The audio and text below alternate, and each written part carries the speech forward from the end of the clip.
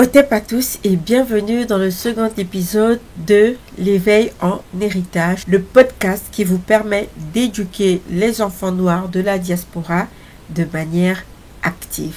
L'épisode d'aujourd'hui va parler de l'importance de la représentation des Noirs dans les médias en général. Comme je l'ai dit dans l'épisode précédent, je suis maman de 2 enfants, un adolescent et un bébé en fait, un enfant encore plus jeune. Et donc, j'ai eu envie de m'éduquer au niveau de l'éducation parce que je me rendais compte qu'avec mon fils adolescent, en fait, se créait une espèce de distance, une espèce d'éloignement que j'avais envie en fait de rattraper.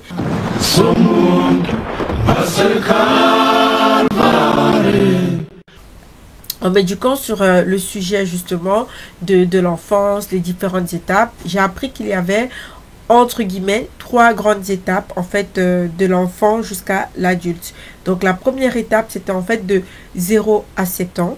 Donc c'est la période où l'enfant a vraiment le plus besoin de sa maman principalement. C'est une période durant laquelle l'enfant va devoir apprendre la propreté, apprendre à parler, apprendre en fait se développer de manière intrinsèque. Il va développer toutes ses aptitudes internes. Et l'enfant il est une éponge, il apprend à gérer ses émotions, etc. et qu'il calque en fait en fonction des émotions de ses parents. Ensuite, la seconde étape va être de 7 ans à 14 ans. Donc pendant cette étape en fait, que ce soit une fille ou un garçon, en fait l'enfant va principalement s'inspirer d'une énergie entre guillemets masculine. Donc ça va être un peu l'apprentissage de la connexion entre l'enfant et la société. Donc c'est souvent à partir du moment où l'enfant entre vraiment à l'école, donc à partir de 6-7 ans, c'est là que tu rentres à l'école primaire, c'est là que tu apprends à interagir avec les autres, c'est là que tu apprends à poser tes limites, etc. etc. Et bien sûr, tu as toujours l'influence de tes 2 parents, mais le papa aurait plus d'influence durant cette période-là. Et ensuite, la troisième étape sera de 14 ans à 21 ans. Donc, mon fils, mon plus grand fils, se retrouve justement dans cette période-là de 14 ans à 21 ans. C'est une période en fait qui va être où l'influence va principalement venir en fait de l'extérieur.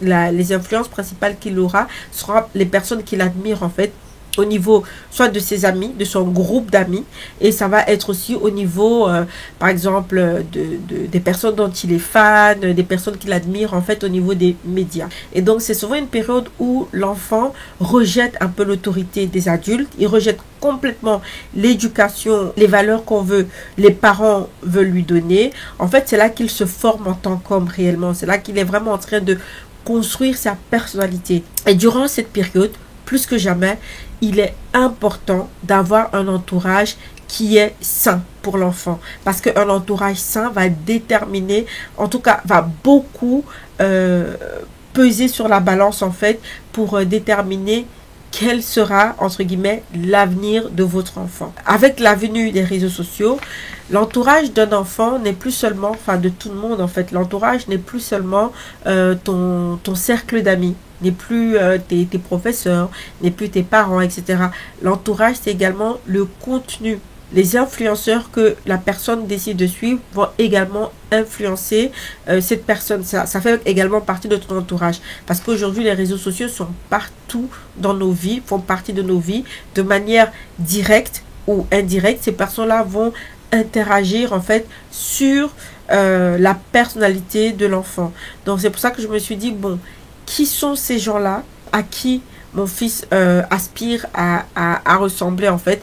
Et est-ce que ces personnes-là seront des bons exemples pour lui? Parce que oui, bien sûr, ton enfant, s'il est noir, il va aspirer à être comme les noirs qu'il voit à la télé ou les noirs qu'il voit sur les réseaux sociaux. Et je me suis dit, ces noirs-là qu'il voit à la télé ou qu'il voit dans les réseaux sociaux, est-ce que ce sont des bonnes représentations en général selon moi? Sans grand étonnement, mon fils, la personne qu'il admire principalement, c'est Kylian Mbappé. Mbappé, c'est un joueur de football et qui est très très successful. Au niveau des chanteurs qu'il admire, c'est beaucoup entre guillemets, c'est beaucoup en tout cas, je sais pas s'il les admire, mais en tout cas, il écoute leur musique. Donc c'est Kobalade, Tiakola, ces artistes-là vont entrer un peu, montrer leur univers à travers leurs chansons. Est-ce que cet univers, c'est un univers que j'ai envie que mon fils se projette dedans ou se sente appartenir à cet univers-là dans sa tête. Il y a eu plusieurs débats sur le sujet. Il y a les débats des personnes justement qui disent que en général en Occident, les Noirs sont très mal représentés à la télé. Soit ils sont trop peu représentés, soit ils sont trop mal représentés. Vu l'ambiance générale dans laquelle mon fils va baigner, c'est-à-dire que voilà, pour être un Noir un peu respecté, tu dois faire entre guillemets dans le divertissement.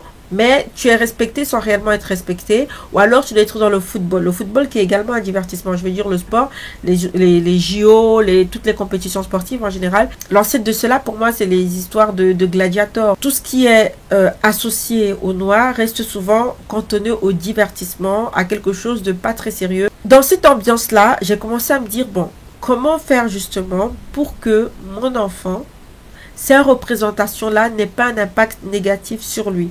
Et que peu importe en fait le chemin qu'il a envie de choisir, il ne se sente pas comme un bouffon, entre guillemets, parce qu'il a décidé d'être acteur ou qu'il a décidé d'être un footballeur. Il ne se sent pas comme un bouffon parce que, admettons, il devient un sportif. Je n'ai pas envie que l'image qu'on le renvoie de lui, c'est l'image d'un divertisseur, quelqu'un qui n'est pas assez rentré dans l'histoire. C'est la raison pour laquelle je voulais d'abord comprendre comment la représentation, dans quelle mesure la représentation pouvait l'influencer. Une fois que je vois en fait les points clés qui influencent en fait les personnes au niveau de la représentation, maintenant comment contourner ces points-là. On se rappelle d'une expérience justement, une expérience américaine qui avait été faite sur des petites filles. Donc on leur présentait une poupée blanche, on leur présentait une poupée noire et donc on leur disait voilà, qu'est-ce qui t'inspire la poupée noire, c'est qui est la plus jolie.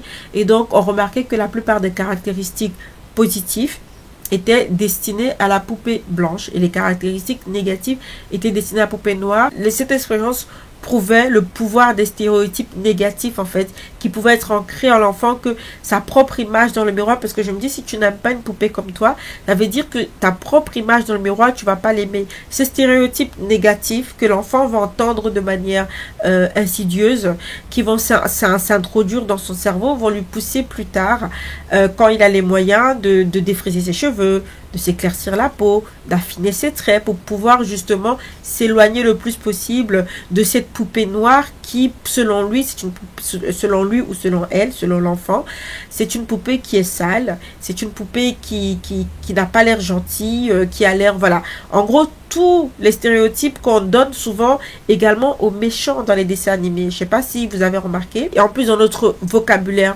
courant, tu vois, quand on parle de noirceur, de noir, de trucs, c'est souvent, on va dire, ah, son cœur, il est noir, tu vois, c'est quelque chose de négatif, tu vois. Souvent, tout ce qui est associé au sombre va être dans le langage courant considéré comme quelque chose de négatif. Donc, à force d'avoir toutes ces petites insinuations, cette petite micro-programmation que je vais dire, ces micro-programmations vont pousser en fait l'enfant à lui-même, même quand il est noir, à associer le noir à quelque chose de négatif, parce qu'en fait il est bombardé de ça de partout, que ce soit dans les dessins animés, que ce soit au niveau du langage courant. Quand on va l'insulter, ton cœur il est noir, voilà, ton cœur il est noir, ça veut dire que t'es pas quelqu'un de gentil. Et alors les anges on les représente toujours blancs, les démons noirs, rouges, on va toujours mettre des couleurs foncées, et puis voilà, tout est mis en œuvre pour que tout ce qui est foncé soit mal perçu, et sans compter toutes les choses qu'on n'a pas remarquées, mais de manière passive en fait entre en nous. La plupart des jeunes des banlieues, voilà, leur inspiration directe, c'est les États-Unis. Et malheureusement, c'est à force de regarder tout ce qui se passe aux États-Unis, c'est ce qu'ils créent en fait chez eux. Et ils ont l'impression que pour être un bonhomme, il faut être comme un Américain. Et un Américain, c'est violent. Un Américain, ça tue son frère. Un Américain, ça vend de la drogue. Un Américain, tous les films, je veux dire, quand on parle de Power, c'est une série par exemple. J'ai eu du mal à la regarder parce que, en fait, je trouvais que ça dépeignait trop des clichés. À un moment donné, j'ai été saoulée des clichés, de la violence, voilà. Et en plus, le truc là qui m'a un peu franchement, le truc qui m'a le plus dégoûté dans Power, c'est quand James St. Patrick, quand il veut s'en sortir, qu'il est dans s'en sortir, qui est l'ange qui vient le délivrer de cette violence. celles qui ont vu ou celles qui ont suivi la série savent. Quand on veut représenter la femme noire, ça va souvent être dans des rôles de souffre-douleur, oui, mais tu souffres, mais il faut être résiliente parce qu'un jour, quelqu'un de caucasien viendra te délivrer du mal que les autres caucasiens te font. Et c'est ça aussi qui me dérange parce que souvent, il n'y a pas de l'autodétermination dans ces films-là. Souvent, il faut toujours l'intervention d'un occidental, d'une personne occidentale pour pouvoir délivrer le noir, en fait. C'est ça qui me fait tiquer. C'est que non seulement on te représente dans des rôles négatifs, dans ces rôles négatifs, on te dit que tu ne pourras pas t'en sortir tant qu'il n'y a pas eu la main d'une personne occidentale.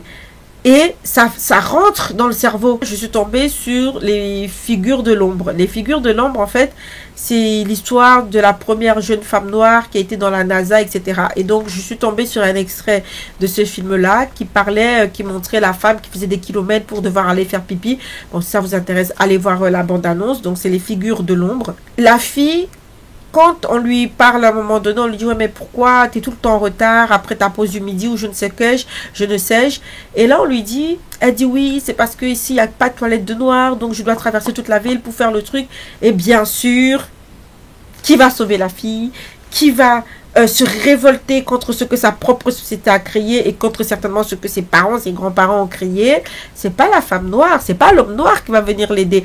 Parce que quoi? Parce que ça nous mettrait dans la tête que oui, homme noir va aider la femme noire.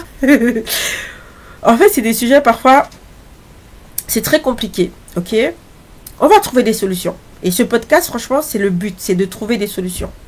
Et donc, ce qui m'a dérangé dans la scène, c'est que on fait croire qu'elle s'est vengée. On fait croire que oui, elle s'est vengée grâce au fait qu'elle a subi, qu'elle a accepté de subir toutes ces humiliations. À un moment donné, il y aura voilà, un Européen qui va venir l'aider, qui va casser toutes les étiquettes des salles de bain, comme s'il ne savait pas. Le mec, il savait pas lire, en fait. Avant, il n'avait pas vu qu'il y avait des toilettes pour blanc et pour noir. Il n'avait pas vu. Mais c'est comme par hasard, le jour où la meuf, il a besoin, en fait, c'est ça le truc, c'est que de manière tacite, c'est que il a besoin qu'elle vienne travailler plus. C'est pas parce qu'il veut l'aider, c'est parce qu'il a besoin de son talent, il a besoin d'elle. Il a besoin qu'elle ne vienne pas en retard tout le temps, là, parce qu'il a besoin qu'elle charbonne. Et donc, c'est la raison pour laquelle il va aller casser ces toilettes-là. Et donc, je me dis, c'est de manière insidieuse qu'ils arrivent à nous mettre, que l'Occident arrive à nous faire croire que on ne pourra jamais s'en sortir tant que eux, ils n'ont pas mis leur intervention dedans. Tant que leur main divine n'est pas rentrée dans le truc, ils ne peuvent pas. Et moi, la vraie, franchement, moi, j'aurais bien aimé que la vraie vengeance, pour moi, quand on dit, ouais, elle s'est vengée, elle est devenue la première noire qui travaille dans la NASA, moi, j'aurais bien aimé que sa vengeance réelle aurait été qu'elle démissionne. Elle dit, ok, vous ne voulez pas, je suis intelligente, j'ai du talent, je travaille plus que vous tous ici, là, vous ne voulez pas de moi. Je pars au Nigeria. Je crée ma première école là-bas, je prends toutes vos techniques, je me barre au Nigeria, je me barre dans un autre pays africain anglophone qui a besoin de mes connaissances, je leur donne toutes mes connaissances, plus celles que j'ai prises chez vous, et on crée notre propre école de la NASA là-bas. On crée notre NASO qui va permettre en fait de mettre même qui va permettre d'envoyer un satellite dans l'espace avant vous. C'est ça une vraie vengeance.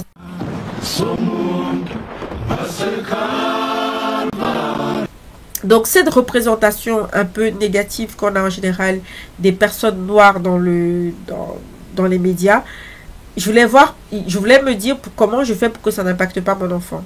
J'aimerais bien que ça ne l'impacte pas et du coup, je voulais commencer à les percevoir et maintenant commencer à donner un antidote. Voilà, dire, ok, ça j'ai perçu, antidote. Ça j'ai perçu, antidote. Et quel est l'antidote également? J'ai vraiment envie qu'aujourd'hui, nous parents, nous fassions attention à ce que ça n'impacte pas nos enfants. Il faut que nous sachions les repérer, nous sachions dire et nous sachions enseigner à l'enfant à le repérer et dire là c'est une propagande, ne l'avale pas, n'achète pas cette propagande, ok?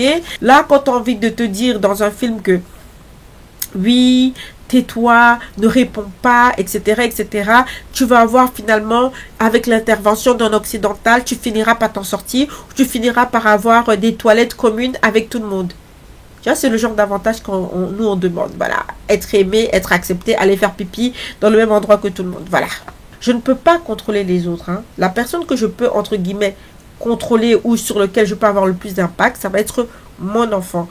Tôt ou tard, il va être confronté à tout cela. Il va être confronté au racisme. Tu vas pas dire aux gens, soyez pas raciste avec mon fils. Ce que tu vas faire, c'est dire à ton enfant, comment faire pour que le racisme ne t'impacte pas ou t'impacte un minimum possible. Comment faire pour comprendre, percevoir facilement ces micro-programmations qui vont vouloir que tu penses que tout ce qui est associé au noir est négatif. Comment tu vas les percevoir et comment tu vas les déjouer, etc., etc. Donc, j'ai voulu, en fait, agir à ce niveau-là. Je me rappelle, j'ai suivi un débat avec Ahmed Silla.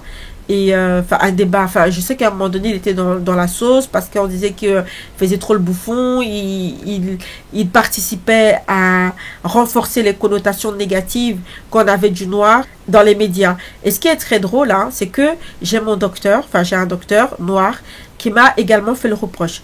J'étais allée en consultation avec lui et puis voilà. Donc il y avait un truc qui n'était pas en ordre au niveau des paperasses et tout.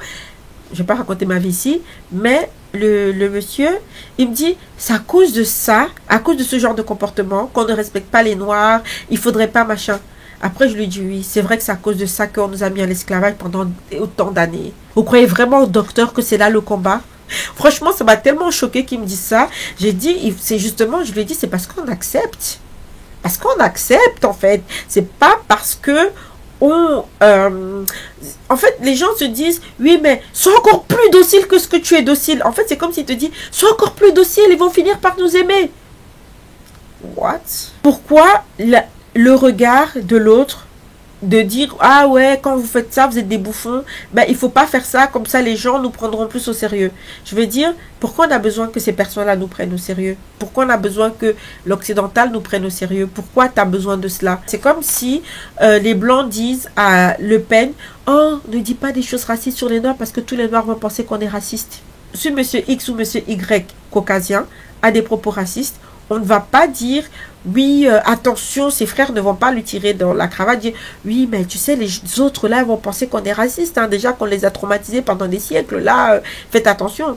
Non, on va dire, ce qu'il dit n'engage que lui. Et si quelqu'un a envie de penser que tous les noirs, c'est des bouffons parce que Ahmed Silla fait ça, ou que tous les noirs sont comme ça, là, grand bien lui fasse, en fait. Qu'est-ce que moi, ça me fait, en fait? Qu'est-ce que moi, ça me fait? Se mettre au même pied d'égalité, c'est de dire, Ahmed Silla, s'il a décidé de faire ce genre de comédie, grand bien lui fasse, tout simplement. On va pas commencer à lui dire, non, fais pas ça, parce que quand tu le fais, tu nous fais passer pour des bouffons. Non. Non, c'est pas là le combat, en fait. Pour moi, le combat, il devrait pas être là. C'est juste ça, le combat, il ne devrait pas être là. C'est exactement ce que le docteur me faisait, de me dire, oui, le fait que tu n'es pas assez discipliné dans la manière dont tu gères les papiers par rapport à X, Y, Z, ça va nous donner une mauvaise image. Une mauvaise image auprès de qui? Pourquoi cette personne-là devrait être la personne qui décide qu'il y a une bonne ou une mauvaise image? Qu'est-ce qui est bien de faire? Qu'est-ce qui est mauvais? Il faut qu'on apprenne à valoriser ce que nous sommes et ce que nous avons. Pour cela, je vais vous raconter une histoire. C'est l'histoire d'une amie. Mon amie, elle était très forte. Elle avait vraiment le même style de corps, un peu comme Serena Venus Williams. Elle excellait au niveau du sport. Elle était vraiment quelqu'un de très doué de manière sportive. Et plus elle faisait le sport, plus elle acquérait de la musculature. Et elle s'est mise à être complexée par rapport à cela. Pourquoi? Parce que dans les médias, elle voyait comment Serena et Williams, on les traitait d'hommes. On était tout le temps en train, au lieu de voir à quel point elles sont extraordinaires, l'image qu'on s'est mis à dépeindre d'elle et qu'une petite fille noire qui veut être sportive comme elle veut regarder, elle verrait, oui, elles ressemblent à des singes, oui, elles sont trop fortes, on dirait des hommes, elles sont musclées, elles ne sont pas belles, elles ne sont pas sexy, elles ne sont pas capables d'attirer le regard de la gente masculine, parce que ça.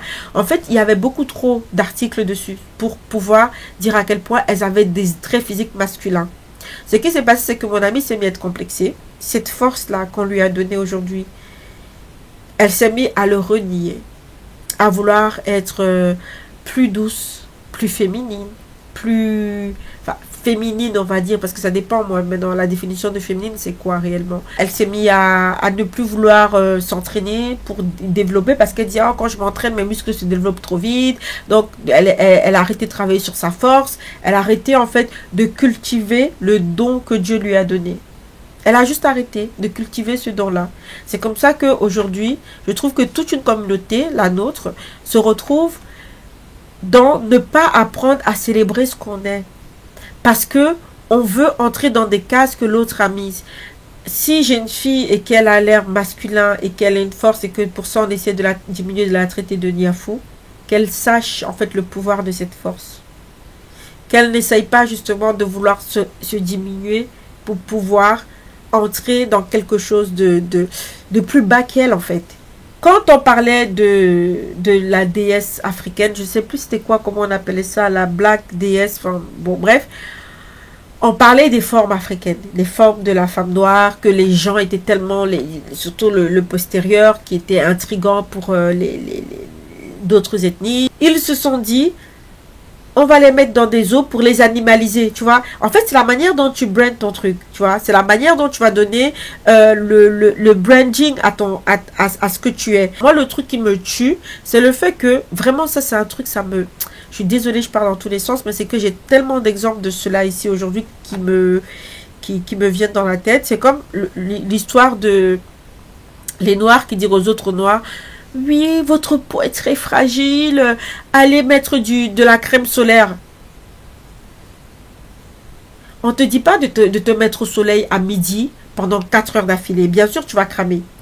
Mais par contre, on t'a créé avec de la mélanine. Tu sais que ta peau est censée résister plus longtemps au soleil. Ils veulent que tu achètes ce truc de fragilité pour pouvoir te vendre des produits.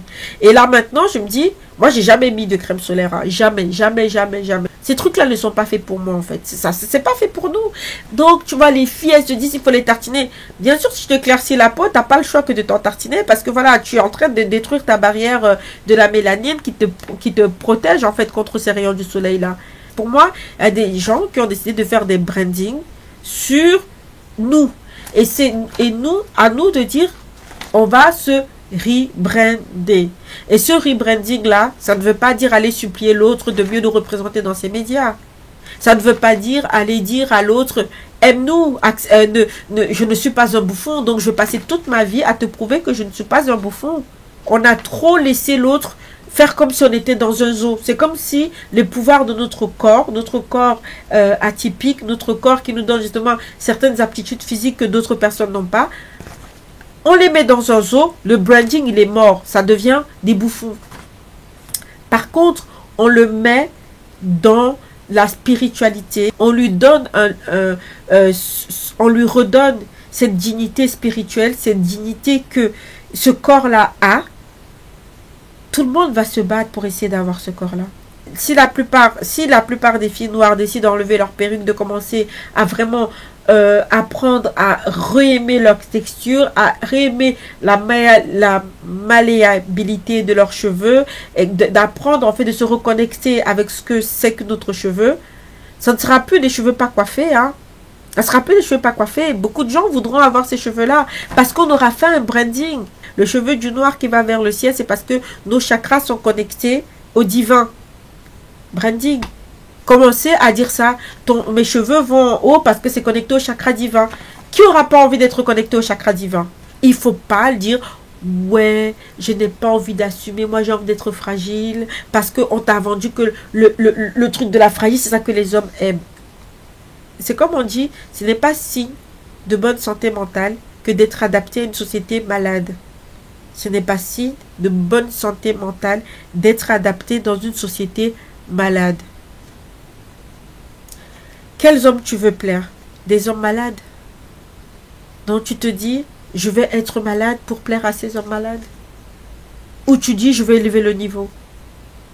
Le branding de ce qu'on peut représenter maintenant, ça n'incombe qu'à nous. Grâce à la venue des réseaux sociaux, pour moi, toutes les cartes sont rebattues. Aujourd'hui, on a quand même ce pouvoir de pouvoir redonner une autre image, de se rebrander. Le jour où je vais au cinéma avec mon enfant, je veux pas que quand il voit des noirs danser, qu'on lui dise « Ah, vous êtes toujours en train de faire les clowns, les comiques, les folklores. » Que ça là, il se dit c'est des rituels. Qu'il arrive à voir ce pouvoir spirituel et qu'il arrive justement à se dire je n'accepte pas la définition ou la connotation négative que tu es en train de donner à ce que je suis, à ce que je fais ou à ce que mes semblables font. Voici maintenant, je t'enseigne.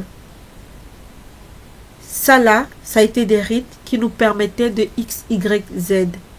T'as remarqué, nous, on n'est jamais en dépression. Le chant, les danses, ça permet au cerveau, justement, c'est des pouvoirs de guérison.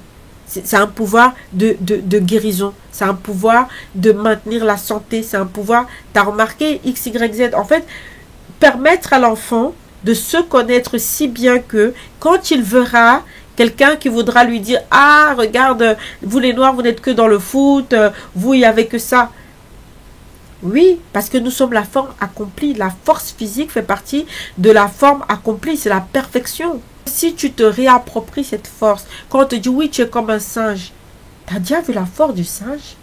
L'intelligence du singe? C'est quelque chose que tu dois embrasser.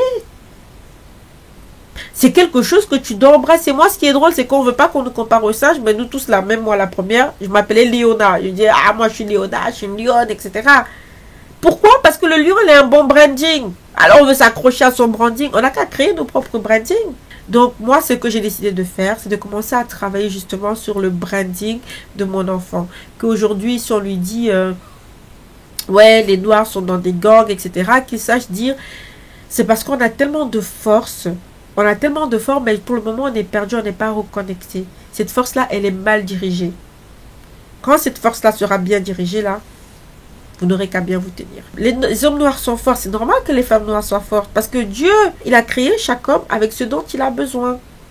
Un homme fort a besoin d'une femme forte. Avec l'avenue d'Internet, les gens peuvent dire une femme noire qui crée une chaîne justement sur la danse initiative pour dire, bon voilà, en faisant ces danses-là, tu pourras réveiller ta sensualité. En faisant ces danses-là, tu pourras réveiller ton pouvoir de procréation. En faisant ces danses-là, tu pourras endormir, par exemple, si tu n'as pas envie d'être enceinte. En faisant telle danse, ça pourra t'aider justement, ça va bouger certains... En fait, que ça devienne scientifique. Nos aptitudes, le fait de pouvoir danser, d'avoir le rythme dans la peau, que ça ne devienne pas ce rythme-là utilisé pour faire des bouffonneries. Que ça devienne maintenant des choses pour pouvoir justement reconnecter aux pouvoirs ancestraux. Que ça devienne voilà, quelque chose de scientifique que d'autres personnes maintenant viendront payer pour suivre. Là, c'est ça. Là, ça devient l'autodétermination. Que ça, même dans les films, à chaque fois qu'on dit ouais, il faut que il y ait une intervention de la personne blanche pour que de la personne européenne pour que la situation se débloque pour le noir, ben, que ça n'existe plus en fait, de dire non, maintenant on se réapproprie. Pour moi, on ne devrait plus se soucier ce que les médias mainstream, comment ils nous mettent en image. Comment ils nous mettent en image en fait. Comment l'image qu'ils ont envie de dépeindre des noirs. Faudrait plus que c'est plus notre problème. Faites-le si ça vous fait plaisir. Mais nous, voilà comment on perçoit ce que nous sommes. Donc, c'est ça que j'aimerais qu'on enseigne à nos enfants aujourd'hui. Déjà, nous-mêmes, faire l'effort de connaître une autre histoire, de se reconnecter à la négritude, de se reconnecter à ce que nous sommes en profondeur. Comme ça, les histoires ne seront plus comptées à travers le regard des autres. Que maintenant, nous devenons ceux qui comptons nos histoires à travers ce que nous connaissons de nous.